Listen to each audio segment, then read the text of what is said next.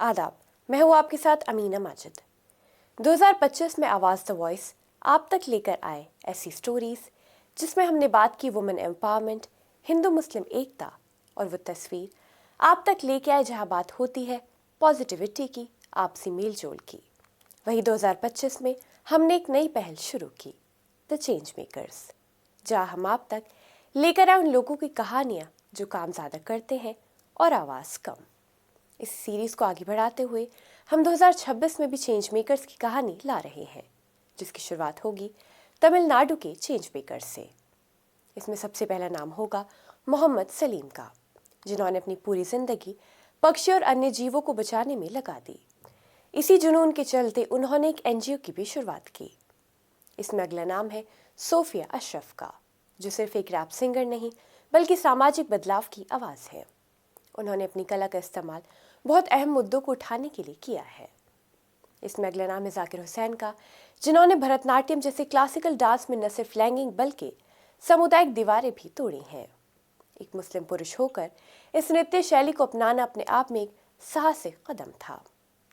अब हम बात करेंगे फातिमा मुजफ्फर अहमद के बारे में, जो 2022 के तमिलनाडु स्थानीय निकाय चुनावों में चेन्नई कॉरपोरेशन से IUML की इकलौती विजेता रहीं। अगला नाम है कीरनूर जाकिर रजा का, जो समकालीन तमिल साहित्य के एक अहम लेखक हैं। उनकी लेखनी हाशिए पर पड़े मुस्लिम समुदाय की पीड़ा और संघर्ष को सामने लाती है।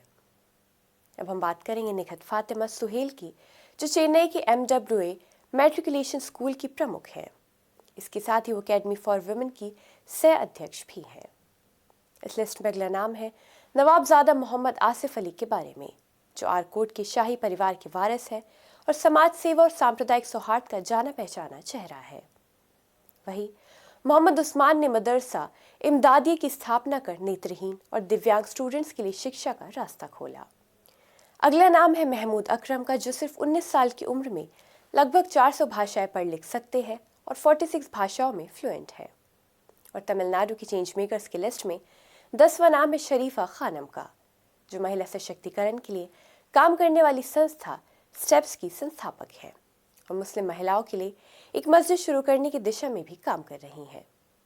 ऐसी और भी स्टोरीज के लिए देखते रहिए आवाज़ द वॉइस।